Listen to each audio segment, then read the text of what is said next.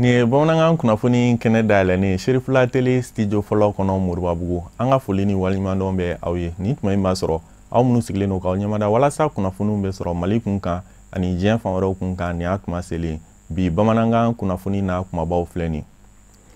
san o san Mali silamɛw ka jɛkuluba au Conseil islamique maa ɲɛma groupement des leaders spirituels maa ɲɛma alisilamɛya dɛmɛtɔn Ansaru ɲɛjɔyɔrɔ an karamɔgɔ Seydi Sherif Usman Madani Haidara bɛ bonyamasegin foli kɛ k'a ɲɛsin Mawlud Nabawi ani ziyara labɛnbagaw ma an karamɔgɔ ye o bonyamasegin foli kuraya ka bɛn ni novembre kalo tile 29 ye Bangɔni Janginɛbugu la Serifula misiriba kɔnɔ o kɔfɛ projet kɛnɛya jɛmunkan ni ale labɛnnen don USAID fɛ a tun b'an ka jamana kɔnɔ kabini san 2014 o baaraw kuncɛra ka bɛn novembre kalo tile 21 ma Hôtel de l'Amitié la Bamakɔ kɔnɔna la an b'a ladɔnniya k'a fɔ projet in yɛrɛ bɛ boli fɛn min kan o de ye den ani ba ka kɛnɛya bɛ se ka sabati cogo min na bangeli wagatiw kɔnɔ ninnu de ye bamanankan kunnafoni n'a kumabaw ye minnu bɛna walawala aw ye sɔɔni kɔnɔ.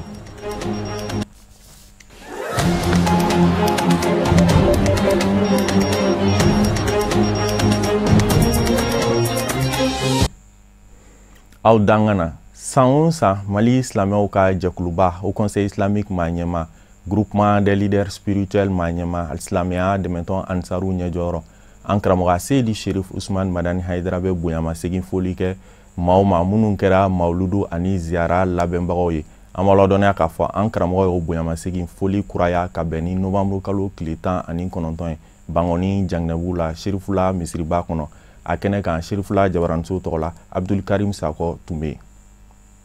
I n'a fɔ ladala san o san an fa an'an karamɔgɔ Seydi Sherif Usman Madani Haidara mawludu ni ziyara baara hukumu na a waatiw mana se a b'a baarakɛlaw bɛɛ lajɛlen bisimila ka dugawu dɔn k'u ye walasa baara a bɛ se ka nun don hɛrɛ kɔnɔ cogo min na ni ka kuncɛ hɛrɛ la ɲinata hukumu na a ye baarakɛlaw bɛɛ lajɛlen bisimila a ka misiri kɔnɔ Bangɔni na walasa baara minnu kɛra ka foli kɛ ni ka dugawu dɔn kɛ ka ɲɛsin baarakɛla kelen-kelenna bɛɛ lajɛlen ma ni k'a ɲini Ala fɛ Ala k'a bila u bɛɛ lajɛlen ka mizani kɔnɔna na ɲina baara hukumu na maa 631 cɛw ni musow la olu de ye u yɛrɛ di walasa baara a bɛɛ lajɛlen bɛ se ka ɲɛ cogo min na n'o ye donɲumana ziyara ani mawludu baaraw ye a baarakɛlaw bɛɛ lajɛlen ka nisɔndiyalen an karamɔgɔ bisimila a ka nin misiriba in kɔnɔ walasa a ka dugawu dɔn k'u ye Ala k'u bɛɛ lajɛlen ɲumansigi ka taa denbaya la hɛrɛ la o kɛnɛ kelen ka fadi n'o ye Fédération Ansadir International o ɲɛmaw fɛnɛ jɔnjɔn di baarakɛlaw ma n'u k'a ma tableau de reconnaissance n'o ye waliɲumandɔn ani barikada tableau ye baarakɛlaw kɔni u ka nisɔndiya yira ni k'a ɲini Ala fɛ san wɛrɛ ta Ala k'o yira an na.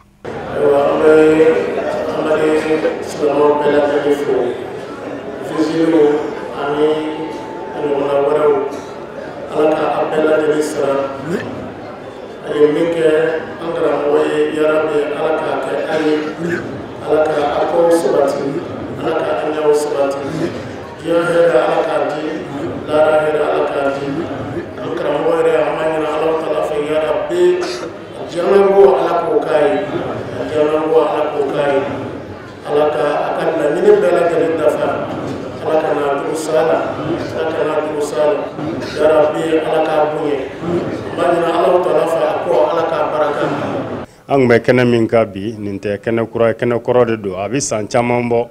san o san ni mawludu ni ziyaraw sera tan baarakɛ jɛkulu bɛɛ lajɛlen an bɛ fara ɲɔgɔn kan baara daminɛ na ka karamɔgɔ wele walima ka denbaya don u kana dugawu k'an ye sabu an bɛna baara min daminɛ ko dennin tɛ jɛ bɛɛ lajɛlen de bɛ ɲɔgɔn sɔrɔ yan o la o baara ko dennin tɛ o mana dugawu dakurɛ fila k'an ye an bɛ don baara kɔnɔ ni baara banna fana a b'o cogo kelen la an bɛ ci bila karamɔgɔ ma a bɛna dugawu k'an ye baara min tɛmɛna la ka dugawu k'an ye san nataw fana Ala k'o yira na hɛrɛ la an b'o kɛnɛ de kan an ka ɲɛmɔgɔ n'o ye fadi ye bureau min bɛ international olu ye diplôme dɔ di an ma k'an remercie baara la sabu yɛrɛ b'a kalama terrain sanfɛla ye baara ma nɔgɔ u y'an wale ɲuman dɔn organisateurs ka ɲɛmɔgɔ ka kelen d'o ma ka kelen di vigile fana ma komi ko ye fila ye n'a fɔra vigile o ye mɔgɔ minnu bɛ kɔlɔsiliw kɛ a ye na yan fɛ a ye taa yan fɛ bon organisateurs kɔnɔ olu de bɛ baara bɛɛ lajɛlen kɛ ka sièges sigi ka fauteuils sigi mɔgɔw nacogo bisimila cogo maintenant an bɛ foli kɛ baarakɛla bɛɛ lajɛlen de la cɛ fara muso kan jamana kɔnɔ jamana kɔ kan mɔgɔ o mɔgɔ de ye baara daminɛ fo ka taa kun cɛ ala k'a kɛ barika ye k'a don an bɛ si la ala ka san caman yira an na an balima minnu n'olu ma ɲinɛta in laban an bɛ dugawu kɛ ala k'o dayɔrɔw suma minnu banana k'u fari kalayala dɔɔni an bɛ dugawu kɛ ala ka lafiya d'an bɛɛ ma ka foli kun cɛ karamɔgɔ la kuma bɛɛ a n'a ka denbaya san caman bɛ ala bolo ala k'o yira an na hɛrɛ la kuma bɛɛ an kɔni labɛnnen don nin baara in fɛ saliya t'a la découragé t'a la foyi t'a la an y'a kanu de k'a kɛ karamɔgɔ n'a ka denbaya kama taa sa n'an sara an ka taa don an ka alijinɛ kɔnɔ lafiya la o foli de b'an bolo k'a ɲini ala fɛ yarabi ala k'an dɛmɛ k'a zanga ladu la n'ala kira hɔrɔma ye sɔli ala muhamɛdi silamɛya dɛmɛtɔ ansaru ɲɛjɔrɔ a seri sherif usman madani haidara a yɛrɛ kɔnɔ nisɔndiyalen kun b'a kɛnɛ kan o kɛnɛ kelen in kan a kanuba dɔ ye bonyata ka d'a ma n'o ye kolon dilannen a fɛ kolon min n'a ye an karamɔgɔ yɛrɛ ja kɛ a kan ni ka tanukaw caman sɛbɛ a kan an karamɔgɔ kan a baaraw bɛɛ lajɛlen kɛra nisɔndiya ani wasa kɔnɔna na an kɔni bɛ ala deli san o san an ka ye nin kɛnɛ in kan sabu duwawu jaabi kɛnɛ don mɔgɔ minnu y'o nin di ala ma k'u ka nafolo di ka tila ka baara kɛ fisabililayi ala ye an karamɔgɔ kama vraiment dante aw la donc aw bonya kosɔn an t'a kanu fewu nin don in ka fɔ an kɔ parce que bonya min b'a la nafa min b'a la duwawu jaabi min b'a la an b'a dɔn donc an bɛ min ɲini aw fɛ dɔrɔn a ye duwawu kɛ an karamɔgɔ ye a n'a somɔgɔw a n'a ka denbaya bɛɛ lajɛlen an karamɔgɔ ala ka si d'a ma ala ka kɛnɛya d'an n'a ma a ka laɲini ala ka sabati san caman an ka jɛ ni kɛnɛ in kan ka duwawu kɛ ɲɔgɔn ye ala k'o latigɛ anw ye ala ka bɛɛ ɲuman segin so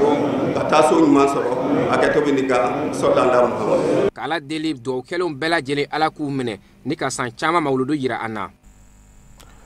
jɛkulu min bɛ wele ko mouvement des volontaires pour le Mali olu ye kunnafoni kɛnɛ dɔ sigi sen kan ka bɛn alamisadon novembre kalo tile 21 ma faculté des droits privés la Balabugukaw fɛ yen a tun bɛ bolila fɛn min kan o de ye maa min minɛna n'a bɛ fanga ka bolo kan n'u k'a ma présumé innocent yani a ka kiiri ka tigɛ kunnafonidilaw kan ka kunnafoni di a ko kun kan cogo min na a tun bɛ bolila o de kan Sajo Siribe ani Nuhu Kone tun bɛ Serifula Jabaranso tɔgɔ la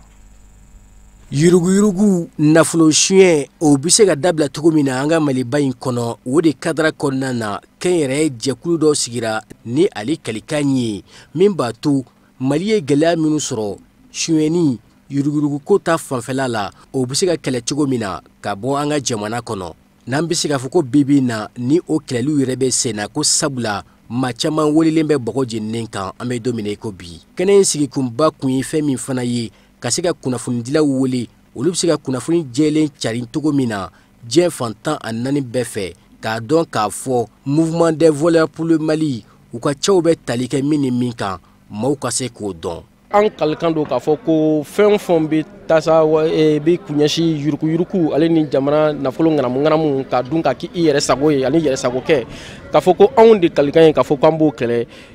ne hakili la o ye fasidenw bɛɛ lajɛlen kelen-kelenya hami ye c'est à dire que jamana nafolo a yirala k'a fɔ jamana yɛrɛ ko jamana nafolo ye bɛɛ ta de ye mais ni mɔgɔw nɔ yela ko la an bɛ fɛ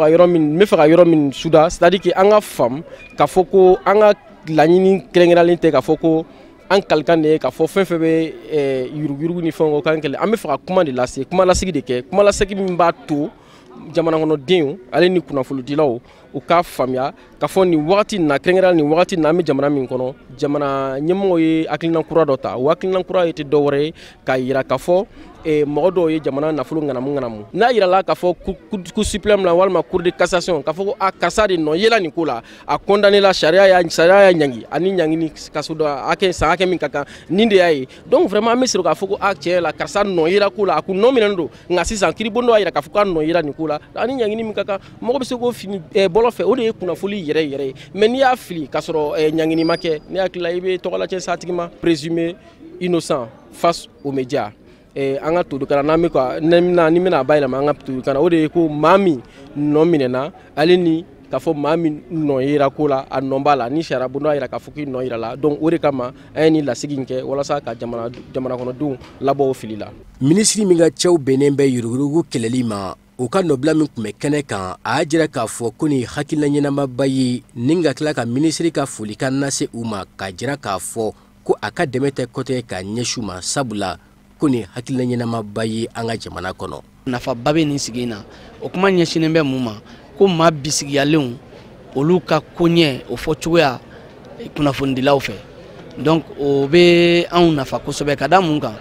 bi an kɛlen bɛ ka yuruguyurugu kɛlɛ ka labɛn ka sira ta an bɛ se ka kɛlɛ kɛ cogoya min na walasa mɔgɔ minnu bɛ jamana nafolo ka yuruguyurugu ka ndaraki olu bɛ se ka kɛlɛ cogoya min na o kɔnɔna la maa dɔw bɛ wele sariya fɛ maa dɔw bɛ lajɔ dɔw yɛrɛ bɛ se ka taa ka u lasago a bɛ fɔ min ma k'u don kaso yɛrɛ la nka o kɔrɔ tɛ k'a fɔ ko u nɔ b'a la sariya ye mun fɔ Mali kɔnɔ k'a fɔ fo ka taa fɔ don min na ni kiiri tigɛla k'a fɔ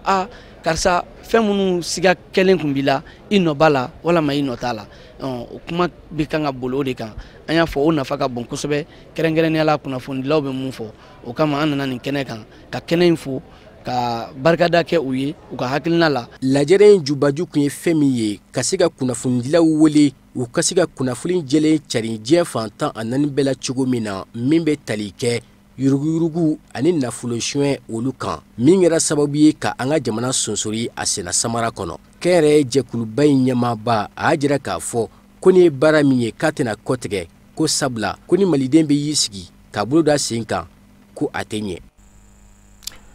naani fara n'ale bɛ Bafulabe mara kɔnɔ a maaw garisɛgɛ donna dɛmɛ na dɛmɛ min bɔra société boiserie ɲɛmaaba yɔrɔ la Mamadu Farunta dɛmɛ in yɛrɛ musaka bɛ ti jɔ sefa wari $14 na a bɛna kɛ sababu ye k'u ka pɔn de dilan pɔn in birikiden fɔlɔ dara ka bɛn novembre kalo tile 14 ma kɛnɛ in tun denbayalen don kosɛbɛ ni dugutigiw ani ladala ɲɛmɔgɔw ye an ka Sadio Siribe lamɛn walasa ka faamuyali caman sɔrɔ a ko kun kan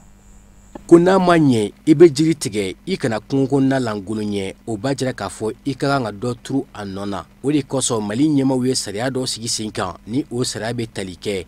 10/028 ni o bangera juin kalo tile 10 san 2010 société boiserie Mamadu Farunta o ɲɛmaaba ni ale ka cɛw bɛnnen bɛ jiri tigɛ ma min b'a to a bɛ se ka kaɲa ni o sariya ninnu ye cogo min na a y'a bolo don a kun ka bɔ ni sefa wari $14 kɔ ye min b'a to ka se ka pɔn jɔ dugulama ye ni o dugu tɔgɔ ko Nanifara ni a bɛ Banbugu mara fɛ pɔn in jɔli bɛna kɛ sababuba ye ka fiɲɛbɔ dadi a dugudenw ma ani min b'a to jiritigɛlaw bɛ se ka dɛmɛ cogo min na u ka jiriw ta ka sɔrɔ a ma kɛ degunba ye o ma Mamadu Farunta ka kumaw la ko fɛn bɛ tali kɛ plan d'aménagement sariya la batoli kan ko jiritigɛla bɛɛ kan k'i kaɲa o ma Banbugu mairie fo ka taa se Kunjan sous-préfet ma u bɛɛ y'u ka nisɔndiya jira ni ka foli ani tanuŋɛ ka ɲɛsin Mamadu Farunta ma a ye hakilina min ta min b'a to Nanifara dɔ bɛ se ka bɔ a dugudenw ka gɛlɛya la cogo min na sirako ta fanfɛla la n'a bɛna kɛ sababu ye ka ŋɔnɛba bɔ u sen na société boiserie ale ɲɛmaaba ni o ye Mamadu Farunta ye ni ale ka cɛw bɛnnen bɛ jiri tigɛ ma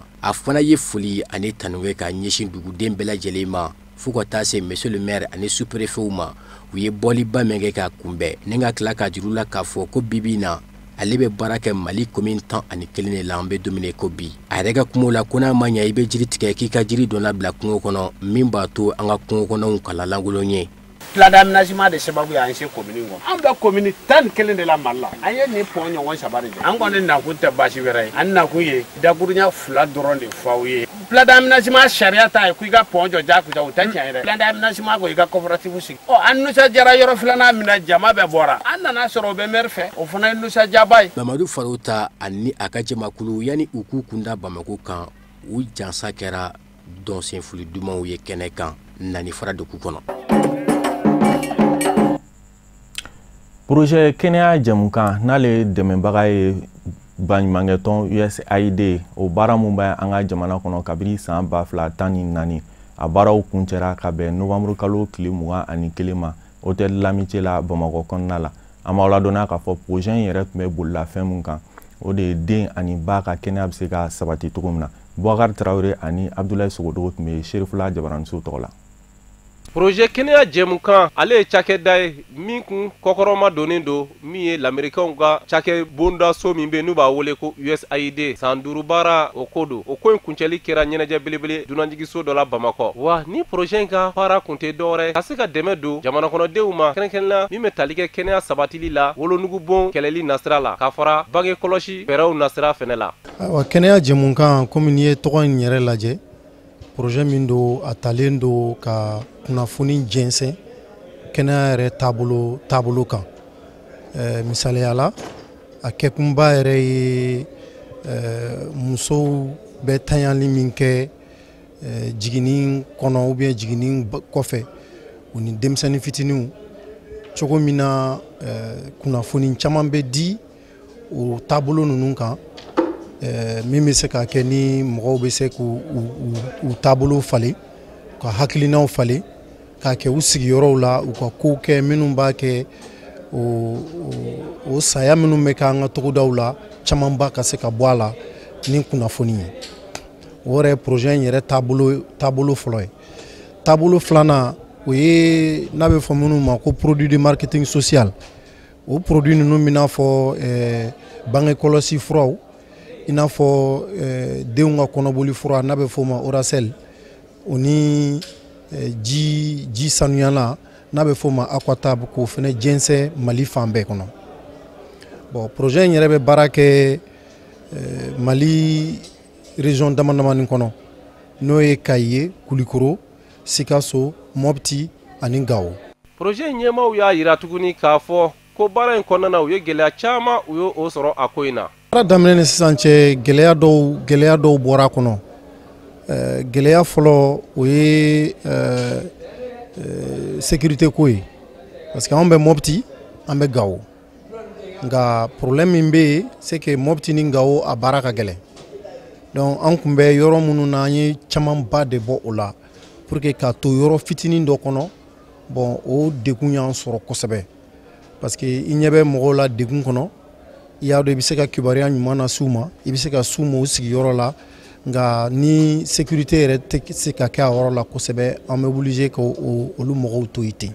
Gɛlɛyaw tɛmɛnen kɔ ka bɔ yen nisɔndiya fana sɔrɔla la k'a sababu kɛ ɲinifɛnw olu fana kɛra sɔrɔfɛn. San 5 in kɔnɔ an ye nimisiwasa yɛrɛ sɔrɔ parce que n'i y'a jateminɛ an b'a fɔ fɛn minnu ma indicateurs n'o ye k'a dɔn muso ni denw ka kɛnɛya par exemple a bɛ yɔrɔ jumɛn bi den saya bɛ yɔrɔ jumɛn bi muso saya bɛ yɔrɔ jumɛn bi muso minnu bɛ to muso kɛlɛ la o bɛ yɔrɔ jumɛn bi an nana san 5 k'a to yɔrɔ dɔ la mais bi in na an bɛ se k'a fɔ gouvernement yɛrɛ ye gafe kura dɔw di o b'a yira n'a k'a fɔ ke an ye baara min kɛ a ye nafa dɔ dɔn parce que dɔ bɔra densaya in na dɔ bɔra musow ka to muso kɛlɛ la. Lajɛ in kɔnɔna na sɛbɛn dɔw tara ka di maa dɔw ma maa minnu ye projet in dɛmɛ baara la kosɛbɛ. Canal Plus ɲɛmaaw ye kunnafonidi kɛnɛ dɔ sigi sen kan walasa ka ɲɛfɔli kɛ kunnafonidilaw ye u ka jɛmukan kura dɔ kun kan. Jɛmukan min bɛ wele ko Canal Plus L. Canal Plus L in ye jɛmukan ye mun kɛrɛnkɛrɛnnen don k'a ɲɛsin musolakaw ma. An b'a ladɔnniya k'a fɔ jɛmukan in yɛrɛ bɛna yira maa min fɛ a fɔ o ma Nana Jabi ni a dɔnnen don ni Fifi ye. Mariétou Diallo ani Samba Traoré tun bɛ a kɛnɛ kan Sirifula Jabaramuso tɔgɔ la.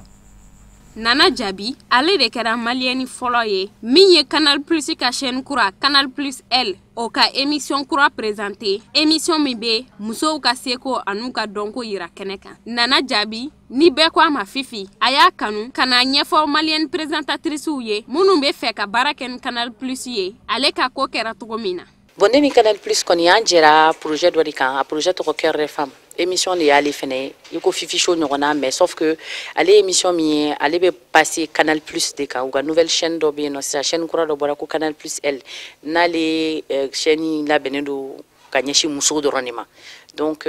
programme wɛrɛw b'a kan mais Cœur de Femme ye émission min ye u ye présentatrice caman de ta ka bɔ Afrique dugu caman na donc k'olu fara ɲɔgɔn kan émission kelen kɔnɔ donc an bɛ kuma Afrique farafina problème kan musow yɛrɛ kosɛbɛ an bɛ musow bila ɲɛfɛ a kan et puis an y'a essayer fɛnɛ ka a tɔgɔ ye di an y'a essayer fɛnɛ ka défi dɔ relever donc n'a bɛ se ka fɔ défi min ma ka musow fara ɲɔgɔn kan fɛn kelen ɲɛma ne de ye maliyɛni fɔlɔ ye min sugandi ka nin projet in kɔnɔ donc j'espère que maliyɛni wɛrɛw bɛna se ka chance sɔrɔ ka taga Mali représenter parce que émission min don i bɛ se ka kɛ chroniqueuse ye comme i bɛ se ka kɛ présentatrice ye et puis nin y'a daminɛ ni nin ye c'est pas comme si dan b'a la donc a bɛna taa ɲɛfɛ de donc ne b'a fɔ n balimamusow caman ɲɛna aw fɛn fɛn bɛ baara kɛ télé domaine kɔnɔ halisa a y'aw jija a y'aw fasa fili parce que ni Canal Plus sera ka ne ye segu bɛ se k'aw fɛnɛ ye. Canal Plus bolofara min bɛ Mali kɔnɔ yan nɔ o ɲɛmaa y'a yira k'a fɔ a ka kan ka kunnafonidilaw wele u k'u ka san kɔntorandi kɛ gwɛlɛya minnu sɔrɔla ani baara minnu bolodalen no ni ka tila k'u ka nisɔndiya yira Nana Jabi ale ni Canal Plus ka tigɛdi ɲɔgɔnma na a tilala k'a yira k'a fɔ fana Canal Plus dogodɛr o promo daminɛna Mali fantan naani bɛɛ lajɛlen kɔnɔ. An ka ɲɔgɔn dalajɛ aw minnu ya an ka partenaires ye minnu bɛ journaux télé radio sɛbɛn an ye san bɛɛ kɛ an bɛ ɲɔgɔn dalajɛ wagati ni wagati ka an hakililataw fɔ ye ka an ŋaniyaw fɔ ɲɛna an bɛ ka baara minnu kɛ nka sa olu ka se ka taa ɲɛ a kun gɛlɛyara ma yanni san ka ban an ka se ka ɲɔgɔn sɔrɔ bi ka olu an b'a fɔ min na tubabukan na ko récapitulatif o ye fɛn fɛn min kɛra an ka se ka o yira ɲɔgɔn na ka se k'a fɔ ko ayiwa ŋaniyaw kun b'an bolo san daminɛna san bɛ ka ban wagati min na gɛlɛya dɔw nana nka ala barika la an sera k'a baara ɲɛnabɔ barisa an ka partenaires ka dɛmɛ fɛ pouvoir public ka dɛmɛ fɛ an gɛrɛla fɛn fɛn min na k'an ŋaniyaw fɔ ɲɛna u y'an dɛmɛ o nana taamasiyɛnni mun ye a kɛra contenu ye a kɛra an ye émission kura minnu bɔ a kɛra an sera ka Mali bila an b'a fɔ min ma piédestal n'o ye ka Mali bila sanfɛla la mɔgɔw yɛrɛ hakili tɛ min ye an sera k'o kɛ n'an ka émission réussite ye a kuma bɔra siɲɛ caman an ye maliyɛn caman lan'a fɛ lɛri kelen ka dɔɔni fara kan an y'o bɛɛ kɛ Mali dɔrɔn kan a bɔra 4,000,000 so kɔnɔ donc o gɛlɛyara ma k'o kɛ a labanna fɛnɛ ni an b'a fɔ minnu ma ko talent n'o ye an ka mɔgɔw o hakili duman ye an b'a fɔ ten a kɛra farajɛɲɛbɔ sira kan a kɛra hakili ɲɛnabɔ sira kan a kɛra dɔnkilida sira kan an sera ka san laban n'o ye an ye Fifi ka kuma fɔ Fifi ale bɛna saison fɔlɔ la Canal Plus kan o ka gɛlɛya ma barisa ni mɔgɔw tɔw y'a ye ale sera ka baara minnu kɛ ka se yɔrɔ minnu na a ka se ka ŋaniya fɛnɛ don olu kɔnɔ kuma laban min fɛnɛ tun b'an bolo k'a fɔ c'est que an ka promotion ba o fɛnɛ bɛ daminɛ bi barisa ni client bɛ yen i bɛ se k'an ka décodeur sɔrɔ 3,000 kɔrɔlen 4,000 don i bɛna évasion kan o la i ka décodeur b'i bolo ka taga mais o dɔrɔn fɛnɛ tɛ client minnu b'an bolo n'u ka abonnement fɛnɛ bantɔ don u ye abonnement fɛn fɛn min kɛ ka taa 1,000 na ka yɛlɛ i bɛ tout canal n'o y'an ka 8,000 abonnement i b'o sɔrɔ dɔgɔkun 2 ka sɔrɔ ka fara i ka abonnement kan. Nin baara ninnu kun cɛra ni tileladun ye. An ka kafunɛ bacili lamɛn walasa ka diɲɛ fan wɛrɛ kibaruyaw dɔn.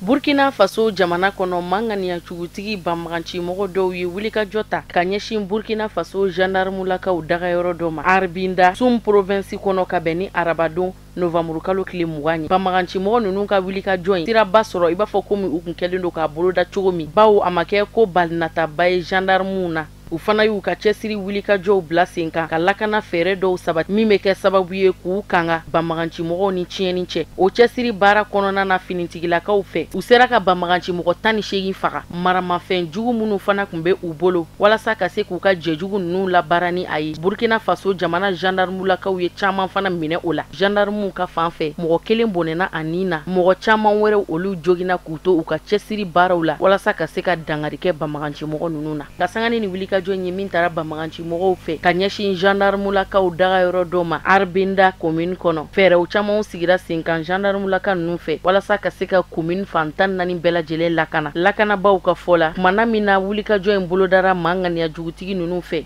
u nana moto de la banmaganci mɔgɔ ninnu hakɛyaw bɛ t'u jɔ fo banmaganci mɔgɔ 40 na u ka laɲini kun ye fɛn min ye janfa in sen fɛ o kun ye ka se ka kan yɛrɛ bɛɛ lajɛlen de minɛ waati min na janfa bi dabɔ u nana ka na gendarmulakaw dagayɔrɔ in lakori ka kan dagayɔrɔ dɔrɔn labila ye min ni u kun kɛlen don ka jan da bɔda yɛrɛ de la nka Burkina Faso jamana lakana tigilamɔgɔw sera k'u kanga u ni u ka waleya cɛjugu ni ɲɔgɔn cɛ banmaganci mɔgɔw ni lakana tigilamɔgɔ ninnu sɔrɔla ka kari ɲɔgɔn na ɲɔgɔn sama kun tagala tari jɔ fo miniti 30 kɔ la min sen fɛ banmaganci mɔgɔw y'a ye k'a fɔ lakana tigilamɔgɔw tɛ kulonna zen o kuma na u sɔrɔla k'u yɛrɛ ɲini ka kɛnɛjɛ minɛ min sen fɛ u taara k'u bolofɛn minɛ caman to i n'a fɔ komi mugujugu ani maramafɛn caman wɛrɛw ka fara u ka telefɔniw kan ani kunnafoni sɔrɔ sira kura subahana mansin wɛrɛw u kun bɛ ka kunnafoniw latɛmɛ u ni ɲɔgɔn cɛ min fɛ walasa ka se ka jɛjuguw boloda minɛ wɛrɛw fana kun b'u bolo minɛ minnu ni o bɛ yɔrɔ lasɔrɔli teliya k'a cogo yɔrɔ jate minɛ k'i to yɔrɔ jan banmaganci mɔgɔ ninnu ka nin wulikajɔ in nin t'a siɲɛ fɔlɔ ye u b'a ta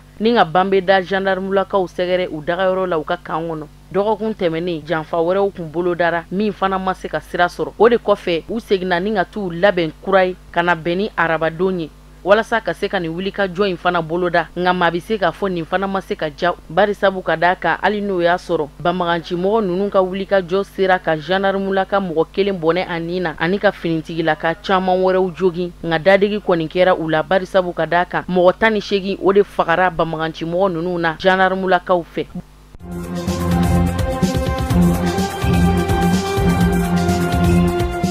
Somali jamana kɔnɔ den muso la ka tɔgɔtigi min ni forobatɔn ɲɛmɔgɔ don Almas Elman a bɔnɛna a nin na ka bɛn ni arabadon novamburu kalo tile 20 ka sababu kɛ mugu jugu dɔ dayɛlɛnin ka ɲɛsin a ma. Almas Elman bɔnɛna a nin na ka sanga ni waati ye waati minnu na ni duguta minɛn de kun talen don a bolo k'i ɲɛsin Nairobi ma a taatɔ pankuru jigiyɔrɔ yɛrɛ de la walasa ka se ka pankuru ta ka taa ka duguta la ko in kɛlen filɛ nin marifa bali cilen kɔfɛ a la a cɛra o yɔrɔnin bɛɛ lajɛlen na garagara la nin k'u kunda n'a ye lopitaniso kan nka a ma ɲa min kɔ a kɛra o ye ko in kɛyɔrɔ ani dɔgɔtɔrɔso cɛ Almas Elman nin binna a bɛ waati min na i n'a fɔ komi sisan muso lasirilen don. Almas Elman ye maa ye maa min tɛ maa dogolen ye Somali jamana kɔnɔ forobatɔn tɔnden don a fa yɛrɛ kun ye tɔgɔtigiba ye pacifiste somalien jɛkulu tɔnden kun don. Elman Hamed san 1996 san a fakɛ fana sara nin sacogo de la bawo a fana bɔnɛna a nin de la. A kun nalen de don baara de kadara kɔnɔ baara bolodalen min ni o ɲɛsinen don karɔgɛlɛya wale kɛlɛli ma programme de lutte contre la violence kɛrɛnkɛrɛnnenya la baara bolodalen in dɔ kun bɛ ɲɛsin denmisɛn cininiw ani sifinnakaw la faamuyali ma u ka se ka maramafɛnw bila ka segin ka taa kalan kɛ lakɔlisow kɔnɔ.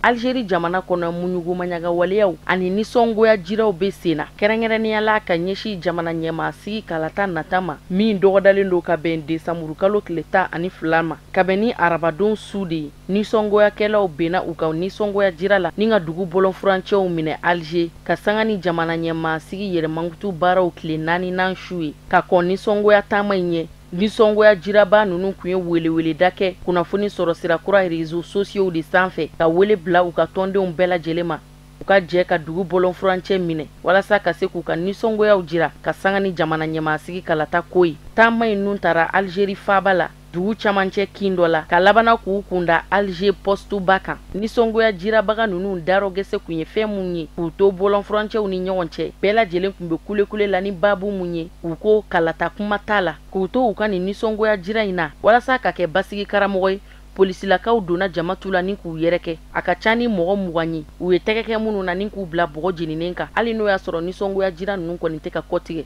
nka cɛbɔ 5 minnu ni olu kɔni kanbɔlen don ka jamana ɲɛmaaya ɲini olu kɔni bɛ ka tɛmɛ ni u ka yɛrɛmankutu baara minnu ni u bɛ ka kɔkari nisɔngoya jiraba ninnu fɛ.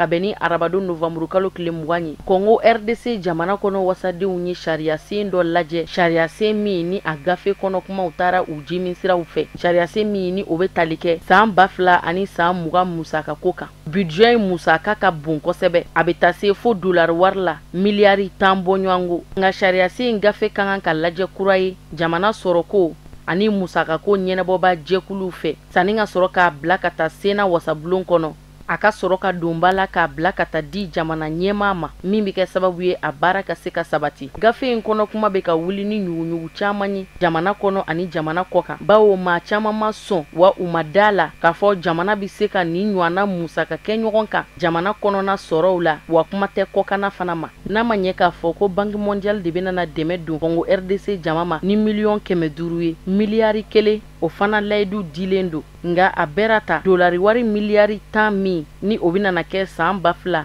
ani san 20 baara bolodalenw musaka ye Congo RDC jamana kɔnɔ ɲɛfɔli caman ma kɛ a kunkan dɛmɛbaga jɛkuluw ka kɛta la jamana yɛrɛ kɔnɔna na sɔrɔ min sera ka ladon dɔw ka fɔla ko fana ma ɲɛfɔ.